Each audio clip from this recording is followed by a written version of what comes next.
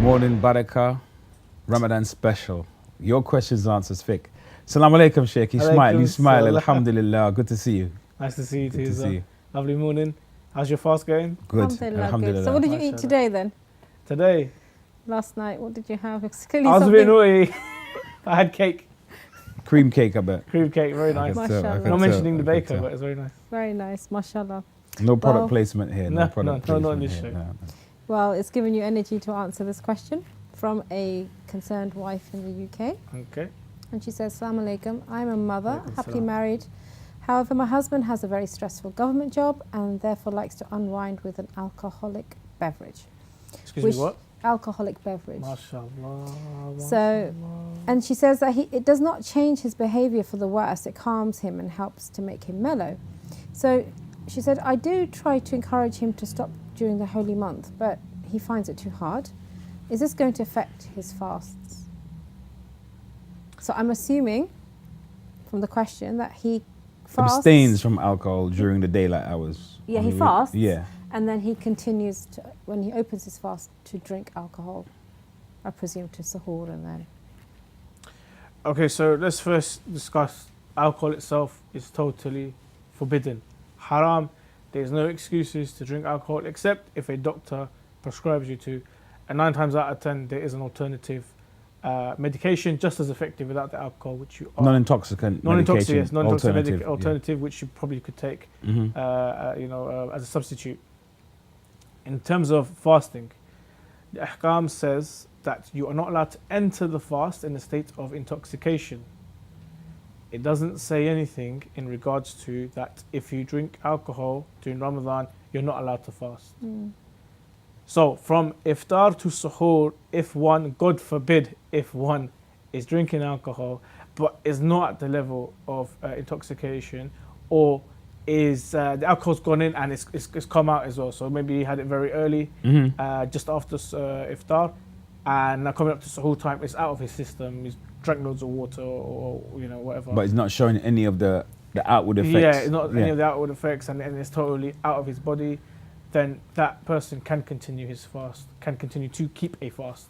Would it be Yes. similar with other intoxicating substances? So some people, God, as you said, God forbid, but they may have a heroin addiction of sort of mild crack addiction, whatever they may put. There's a problem. Take other substances. There's a problem. Alcoholism and also cannabis use in our community. There's a big problem because they're very social intoxicants, and it's socially acceptable to the West. So therefore, they don't see it as, although illegal, you just said them, fashionable in some quarters. Indeed. Unfortunately. So if God forbid one was to take such a substance after the iftar time, hopefully before suhoor, before Fajr Adhan, that the effects of that drug or that substance is out of the body, and they may proceed with their fast. I know Zahra mentioned about this person. The letter, reads that he uses it because he's stressful and he uses it after work to unwind. And what's unfortunate is that, stress is real. Stress is a real mental health concern, and it leads on to a lot of other. It's kind of adjacent to other mental health problems like depression and anxiety disorders. And there's so much available in terms of dealing with stress, mindfulness. If it's severe stress, there's a medication, possibly there's psychotherapy, there's counseling, there's self-help books and apps and all sorts to address whether it's anxiety, stress, depression, whatever. But sometimes people do self-medicate with prohibited un-Islamic substance. And that's just I just wanted to mention that because it's just something that I find so heartbreaking. It would be nice to discuss it quickly. Is that, we do have stressful lives sometimes. Yeah. And there are halal options and halal alternatives and halal, you can say, medication. For this. Me personally, when I get stressed out, I like to take it out on a punch bag. It's really good. Some people like to go to the gym. Some people go for a run. Some people like to talk to counsel experts and things like that. There are halal alternatives to deal with stress. Even our spirituality. Some people say, if you sit in a quiet room, a dark room, and you play like Yasin or certain specific surahs and just breathe. And just take a minute to breathe. Like an Islamic mindfulness, if I can put it that way. But it seems like it's such a contradiction, isn't it? Because there's such a haram, there's just no justification for the alcohol. And there's, I think, rarely if you come across a Muslim that doesn't know alcohol is forbidden. And yet the obedience to fast is there. So it seems like somebody is struggling, because if you're really outright a sinner, you'd be like, well, I'm drinking, I'm not fasting. A mate of mine... the glass is half full in this case. Unfortunately. A mate of mine, he's a scholar as well. I like to say what he said to me was, in Ramadan, shaitan is locked away, but the believers still go to him. As in, shaitan doesn't come to us, but we go to shaitan in Ramadan. Wow. You know, it's really deep, as in that, you know, you are attached to this sin or this habit. It's become habitual. It's become part of your characteristic, or part of your soul. And let's be real, and let's be honest with ourselves, you know, alcoholism and drugism, there's always a root problem. You know, there's something there that has caused you to go down that road. And it's normally the people that I've spoken to who have issues like this, is they want to try and, you know, numb the pain and hide away and distract themselves. Yeah, that's why we use the term self-medicating. Yeah. There's something that they're really dealing with, some real big issue, and to hide the pain or to distract themselves, they find... To silence the demons in a demon sometimes. Exactly. But there's other halal ways, but people Definitely. get in a wrong habit. And you said once it's habitual, it becomes part of the character, becomes part of destiny, unfortunately, if we don't change. Ramadan is the perfect time, though, to change. Ramadan helps an individual become more disciplined. Because if you can give up eating and drinking from, you know, throughout the day, something so simple but so necessary for human life, if you can give that up, then, you know, you can almost give up anything habitual.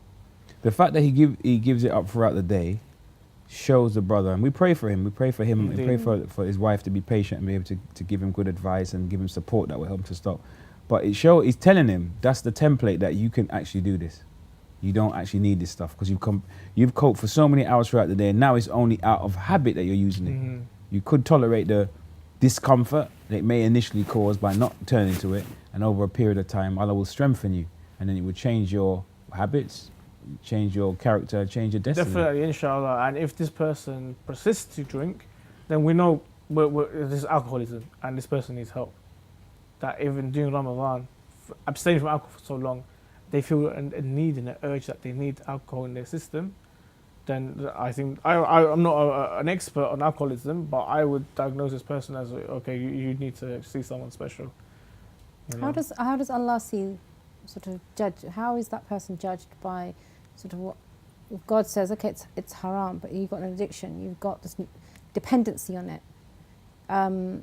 And obviously we are not someone to say judge that person and you know, condemn them or anything. But what about how if that was me, for instance, astaghfirullah, I remember ever in that situation. But if that was me, how could I see that I could still hope for that mercy, couldn't I? That He will help me overcome this. Indeed. I mean, we do not know why people turn to haram. Maybe it's love of dunya. Maybe it's the hate of dunya, as in, like you said, silencing the demons and things like that. What we do know is that Allah subhanahu wa ta'ala is the most merciful. And we do know that Islam is a guide to how to live our lives, to get the best potential for us in dunya and in akhirah, to be the perfect human body and human person, and also the perfect spirit. And we can never ever lose faith in Allah subhanahu wa ta'ala while we're on that journey. And Ramadan is the best time.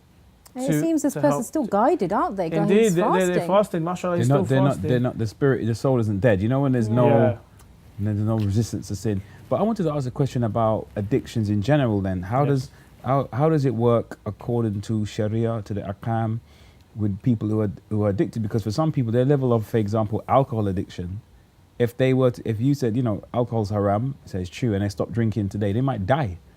Because it's so severe, they would need some kind of chemical intervention. You mean like weaning them off? Weaning them off, for example, yeah. I mean, you're right. Even with people who are on heroin, exactly. you need some kind of a substitute, but morphine is another thing in itself. Yeah. If you're on heroin and you go cold turkey, as they say, you have potential to die. Yeah, because your organs could fail. Your organs could just fail. Yeah.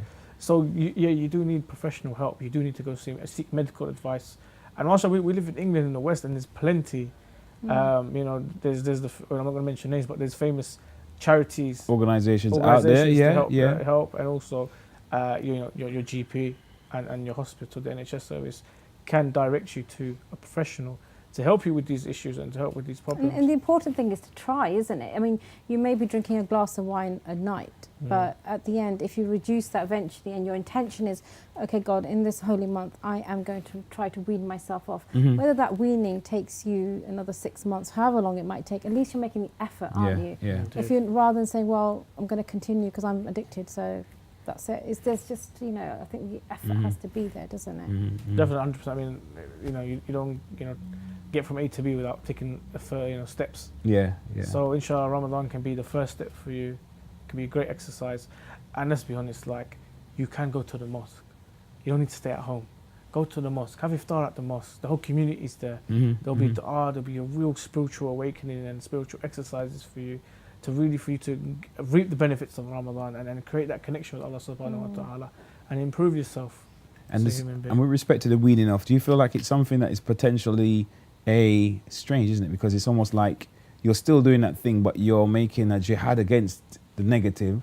So would you be possibly rewarded for, say, for example, this man used to drink a whole glass of wine, half a whatever keg glass of wine a day, but because he really wants to stop and it's so hard for him, but he's struggling, he's down to drinking half that amount over a 30-day period. And then over the 60-day period, he half that again. Is that like something that he might, he or she could receive rewards for because they're weaning themselves? Definitely. The reward obviously belongs to Allah subhanahu wa ta'ala. And he knows the real intentions and he knows the real efforts. The real struggle that people make. Yeah. And definitely, it's not giving up a habit. Even something which is not haram, from like smoking. Most of the Maraja haven't said it's haram. And even to give that up is very, very difficult. Let's not take that out of the equation. To change your habits and your lifestyle is very, very difficult. Yeah, nicotine now is we're talking nicotine, and we're talking man. drugs and alcohol. Take that away. What about, diet? I can, speak for myself. Eating healthy. How many of us go for the easy option, the cheaper option, fried chicken or chips, and things like that? Why not use Ramadan as a basis for you for a new and improved self, where we can give up habits, not just that are haram, but also makruh, or habits that are not benefiting us, and in a way, stopping us from getting more benefits and more closer to Allah subhanahu wa ta'ala. So what's your resolution, Ramadan resolution? Fruit and yogurt at the moment, and I had cake, so it's okay. A little stumble, it's all right. The effort is important. And definitely. No, and so with this person that's fasting and drinking at night, are their fasts accepted? There's nothing to say that the fast is not accepted in terms of is it valid or not valid. Accepted or not accepted. I mean, we could fast and Allah subhanahu wa ta'ala could tell us that no, I'm not keeping, your intention was wrong, or you had this and that in your heart. I'm not accepting this.